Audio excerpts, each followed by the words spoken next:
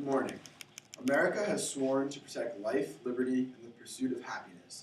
This phrase was first coined during the Declaration of Independence, and was then used 11 years later to shape the United States Constitution.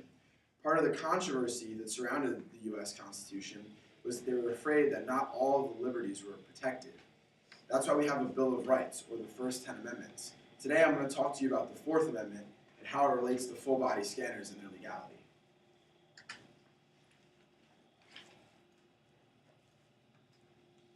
So what exactly does the Fourth Amendment state? It states the right of all people to be secure in their persons, houses, papers, and effects against unreasonable searches and seizures shall not be violated, and no warrant shall issue but upon probable cause supported by oath or affirmation, and particularly describing the place to be searched and the persons or things to be seized.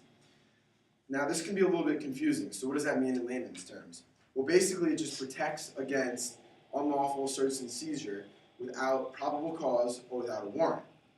But based on this alone, we can't decide whether full-body scanners are legal or not. So let's see how the courts have ruled on this amendment in the past. There are two really famous court cases that deal with the Fourth Amendment.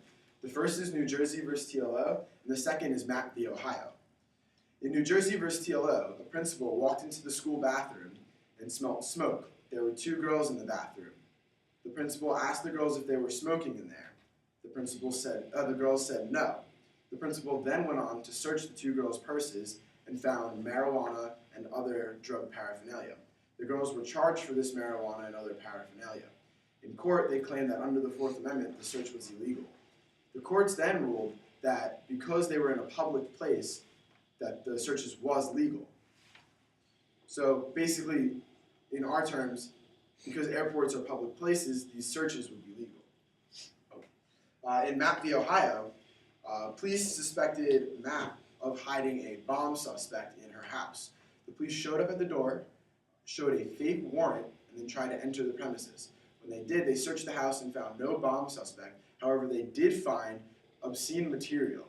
And Mapp was charged originally in the first court for this obscene material, but in the higher courts, she appealed, and the case got thrown out immediately because it was a violation of the Fourth Amendment, because they showed up at her house with a fake warrant. And they ruled that because it was her house and it was in the privacy of her own home, they could not enter without that warrant.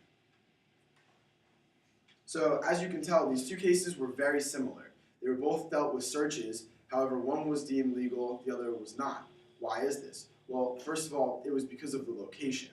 Because they were in a public place in New Jersey v. TLO, as opposed to the privacy of their own home in Mapp v. Ohio, that the search was allowed. Like I said before, an airport is a public place, therefore these searches are going to be deemed legal. If you still don't believe me, there's another part of the Constitution in Article 1 that deals with wartime powers. Wartime powers basically gives the president the right to suspend certain liberties in order to help protect the Union. As Bells had said when this first controversy started with Abe Lincoln, it's better to cut off the arm to preserve the body. In the Civil War, Abe Lincoln suspended the writ of habeas corpus, which basically means if you got arrested, you didn't have the right to a fair trial. This obviously violates certain amendments. In World War II, Roosevelt set up the internment camps, forcing Japanese into these internment camps. Again, the Supreme Court and the Congress completely agreed with this because of it falling under the Wartime Power Clause. And finally, you guys might all remember this, the Patriot Act, which was passed by George W. Bush most recently during the Iraqi War. And that basically says that they can tap your phone lines to search for like terrorists and stuff. So, the war on terror. We will always be in a war on terror.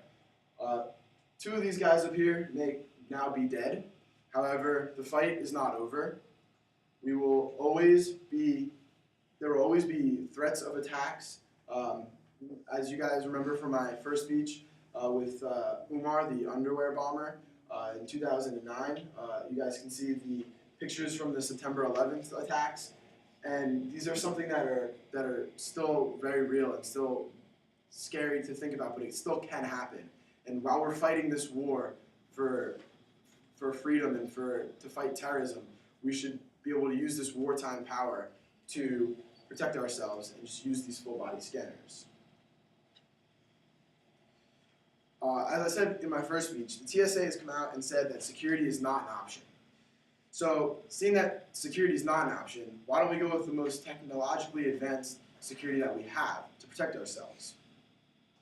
At the end of the day, if full-body scanners ever went to the Supreme Court, they would first rule that under the Fourth Amendment they were completely legal. And if they did not, then they would rule that under wartime power that the scanners were completely legal and did not violate the Fourth Amendment. So before you go off and still try and fight this, I ask, would you put a price on your life? Thank you.